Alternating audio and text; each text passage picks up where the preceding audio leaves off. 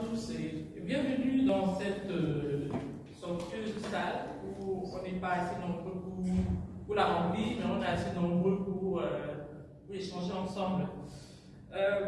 Donc je remercie déjà tous ceux et celles qui ont pris la peine de venir assister à cet échange, les panélistes qui ont accepté aussi de venir échanger sur ce thème qui est l'entrepreneuriat féminin.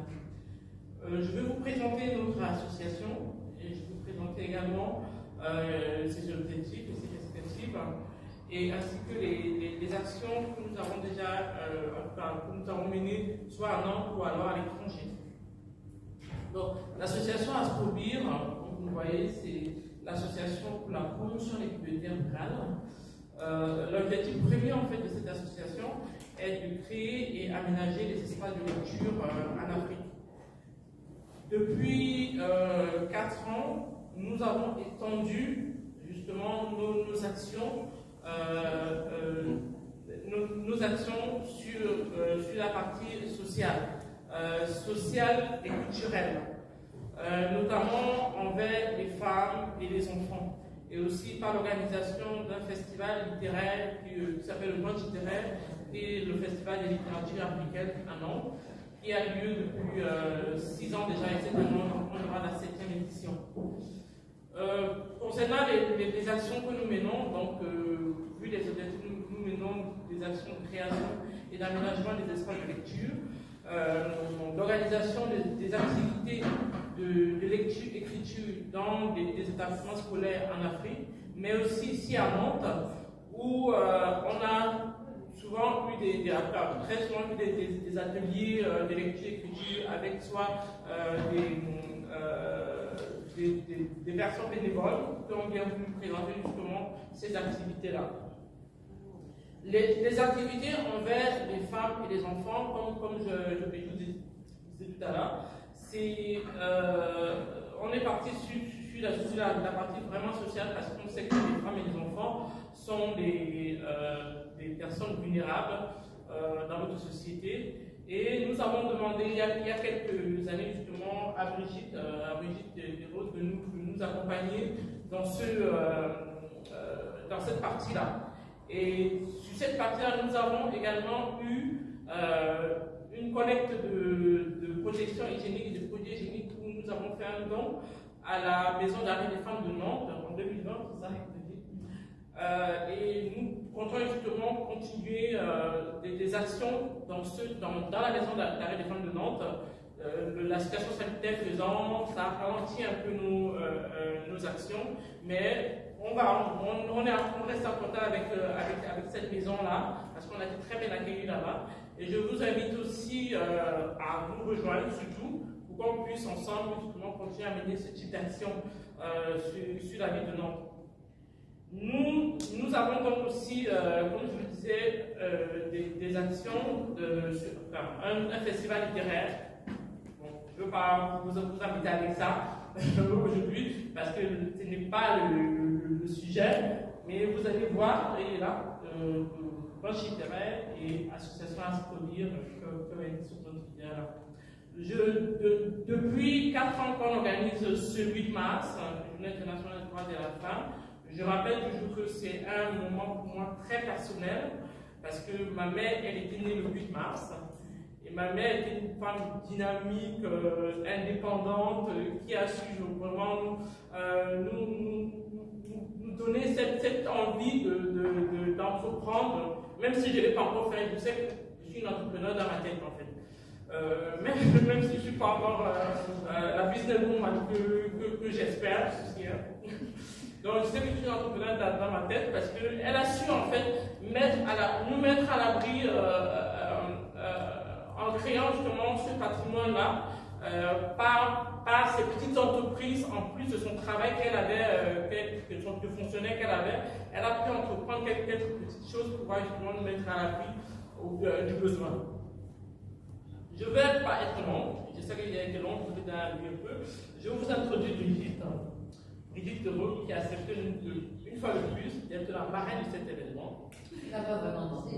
Elle m'a affiché direct. C'était mon marraine.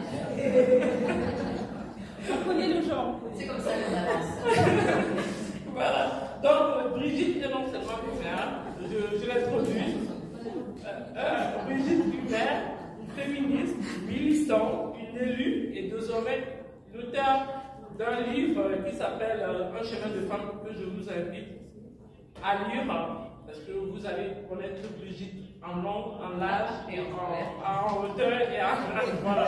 Donc n'hésitez pas, si vous le trouvez quelque part, vous achetez, vous le lisez. Je vous remercie et je vous souhaite une bonne soirée. Merci.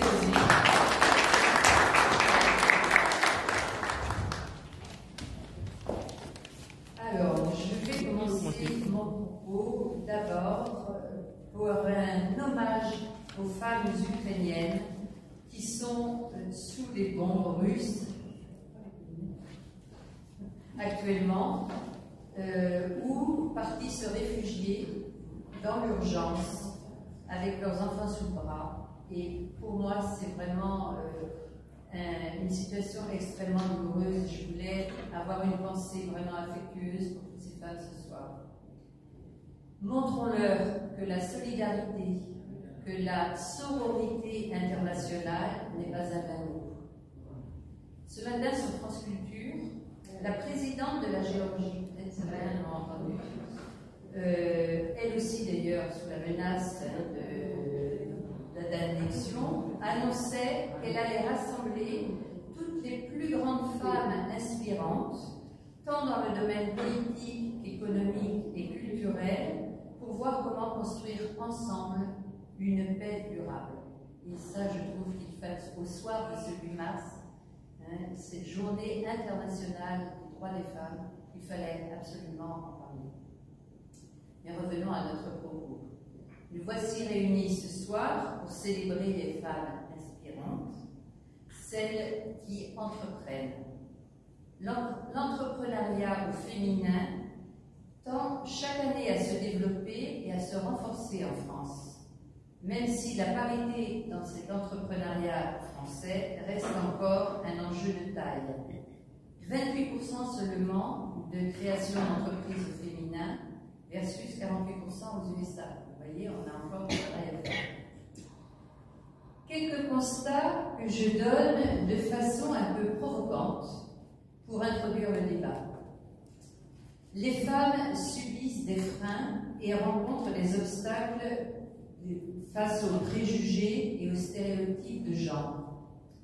Les femmes ont un réseau professionnel moins étendu que celui des hommes. Elles privilégient le réseau informel, le réseau familial, des proches. Les réseaux d'affaires sont eux plus accessibles aux hommes en raison des postes qu'ils occupaient avant la création de leur entreprise. Les entreprises féminines sont surtout présentes dans les activités de service et de social.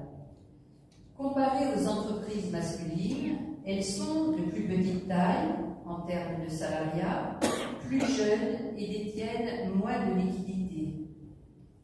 Les performances des entreprises des femmes sont relativement moins élevées que celles des hommes en termes de chiffre d'affaires et de recrutement, mais aussi de capacité d'expansion et de taux de croissance. Elles ont des niveaux d'investissement moins conséquents. Le bilan est un peu sévère, mais il sera sujet à discussion. Posons-nous la question. Les femmes se donnent-elles tous les moyens de leurs ambitions? Elles créent leur TPE, leurs propres emplois, c'est déjà bien, mais elles ne développent pas assez ces micro-entreprises. Deux raisons à cela. D'abord, les freins structurels. Le plafond, le fameux plafond de verre dont on parle tant, freins qui viennent du système. L'entrepreneuriat est encore trop considéré comme une affaire masculine à cause des stéréotypes de genre, d'origine, de couleur de peau qui stigmatisent, qui nous influencent. Et peut-être aussi parce qu'il n'y a pas assez de modèles féminins auxquels on puisse s'identifier. Il y en a, certes, mais pas assez. Et puis, les femmes sont encore trop tributaires de ce fameux plafond de mer.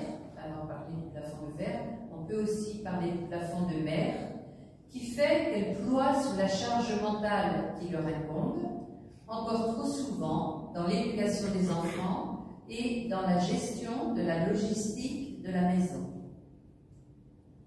Ça, c'était pour les freins institutionnels. Mais il y a aussi des freins moteurs internes qui concernent vraiment les mentalités des femmes qu'il faut aussi faire évoluer. Les femmes ont de l'ambition. Elles ont envie de réussir, de faire des choses qui ont du sens, mais elles ont le complexe de l'imposteur. Elles disent par exemple oh, je ne vais jamais être à la hauteur. Il me manque les 10% de compétences qui feraient que, vous voyez, toujours il y a des hésitations. Et donc, soit elles s'auto-censurent, soit j'en parlais avec Lydie tout à l'heure, soit elles entreprennent, mais elles ne se projettent pas assez dans l'avenir, ne se donnent pas assez les moyens financiers ou en matière de développement, d'accompagnement, la bonne structure juridique qui leur permettrait de développer leur entreprise. Pourquoi?